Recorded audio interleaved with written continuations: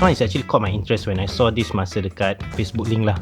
I just sent one simple WhatsApp, then I think I have actually run through quite a number of projects as well.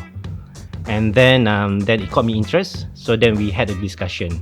So all this while, my initial requirements, I always wanted to be the house like modern luxury concept. So that's why I think Ken, especially, he come up with very nice idea with regards to the concept. One thing that I basically is most important for me is because I always like to invite guests to the house. I wanted to be the guests to feel welcome to the house. So that's the reason why I always stress to Ken that basically the main part is actually the kitchen area, the dining area, as well as the living area.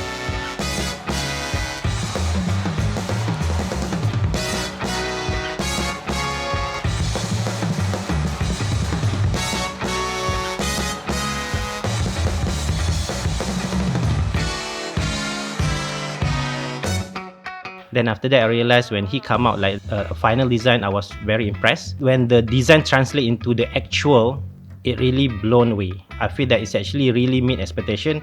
I would say not like 100%. I think it's like 150% from the initial expectation, which is I'm quite impressed. So in fact, one part that I was quite impressed as well in terms of the speed. The target to complete this is actually right before my birthday, which is in August. Then he managed to exceed the expectation as well.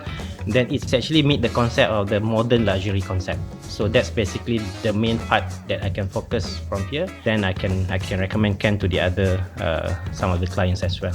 I think there's a few rounds of discussion with Ken, and then I can see the transformation from months to months. Right, from just a bare unit into a modern luxury concept. You can see that the chandelier, the living area, which is the most favorite part of this house, which is the living area, then where I can enjoy my Netflix, where I enjoy hanging out with my friends and guests.